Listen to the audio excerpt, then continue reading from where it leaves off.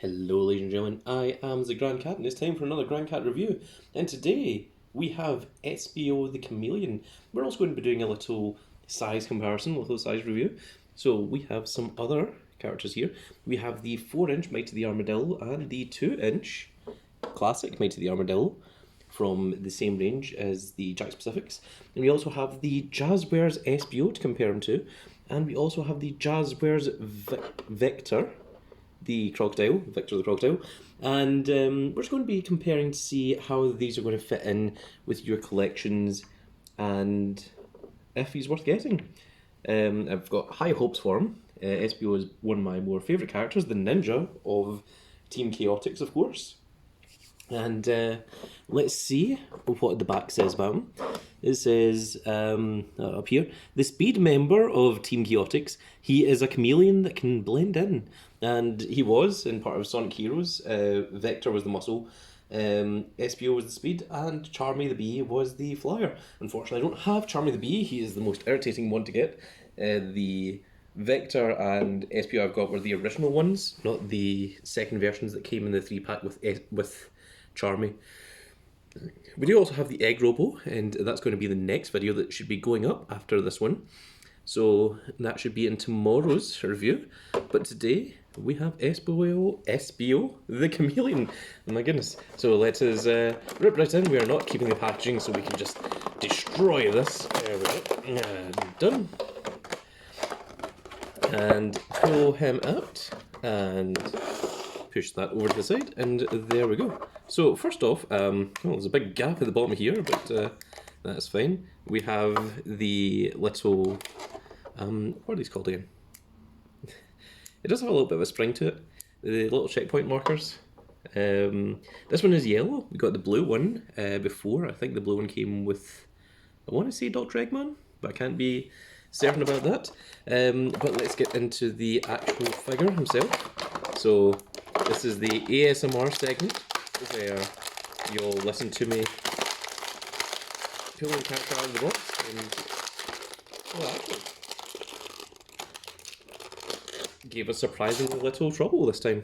Normally it gives us a lot more bother than that, but no, this one did. So here he is. There is Espio in all of his glory.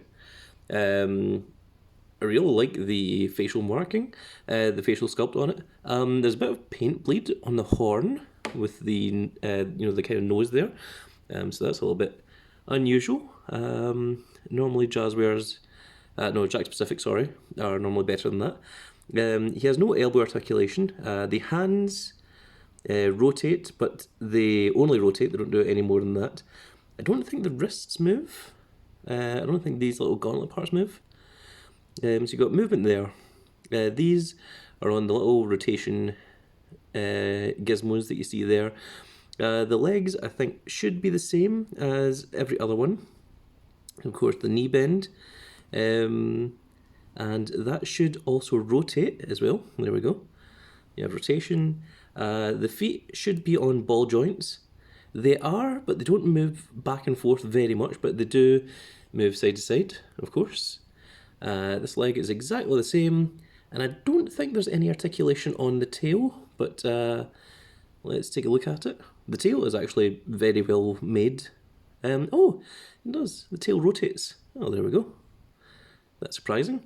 So, very cool looking figure. He naturally wants to fall backwards, so I'm going to have to lean him a little bit forward so that he doesn't.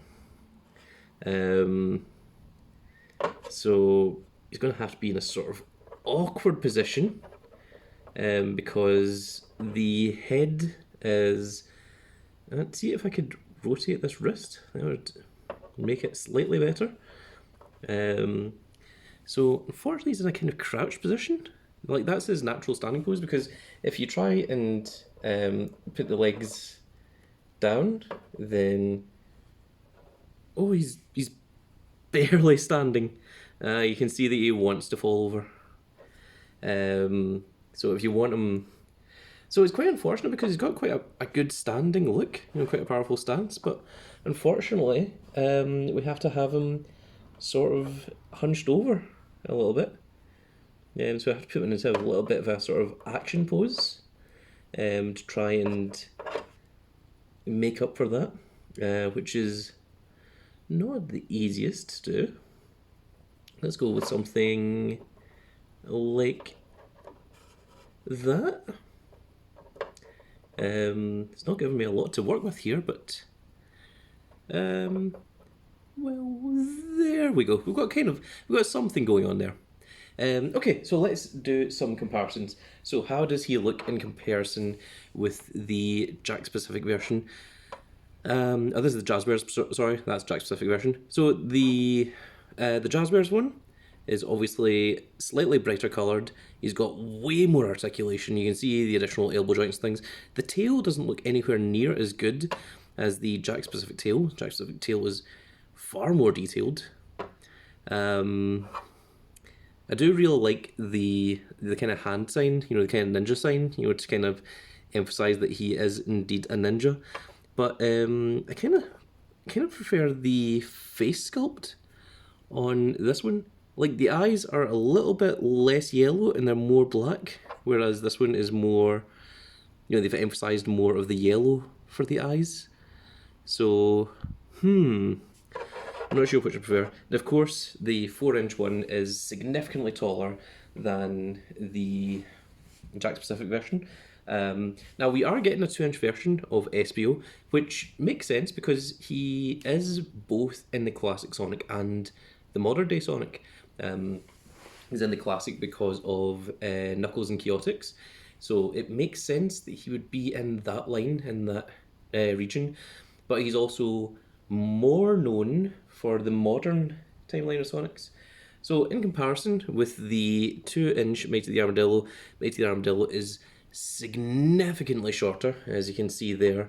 Let's move him to the side. Let's bring in the 4-inch Mighty the Armadillo. So the 4-inch Mighty the Armadillo, although he's the right height to Espio, he's a lot chunkier because this is supposed to be the classic version, as opposed to, you know what, I'm going to stand Espio and I'm just going to try and keep the hands forward and see if that will counterweight the balance so that he can actually stand properly here. You can see that this is supposed to be a more classic version, this is supposed to be the more modern version, that they aren't really meant to be in the same style, even though Mighty the Armadillo was part of the original Team Chaotix. But Team Chaotix later just became 3 members, which was Espio, Vector, and Charmy. So of course we also have Vector the Chameleon, and Vector is supposed to be quite a bit larger, and you can see here that he does look quite a little bit shorter than Espio here. It's not horrible. Like, you wouldn't say that they were from 2 different series or 2 different lines. They look like they could fit. They certainly look better than Espio and Mighty does.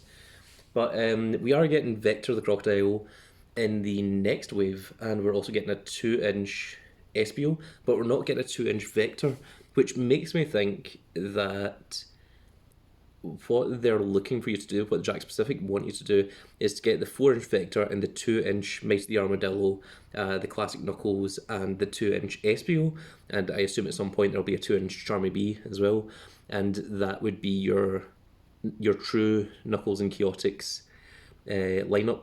But in the meantime, we have the 4-inch Espio the Chameleon. He's a little bit hard to get at the moment because he is just brand new out, but as these go, when we get more releases, you will see more of them showing up in the stores, especially when everyone else has access to them. The same thing happened with Amy Rose. When Amy Rose first came out, she was impossible to get hold of, and now she's very, very easy to get hold of. So I would recommend, you see a lot of people putting up the really expensive ones on eBay.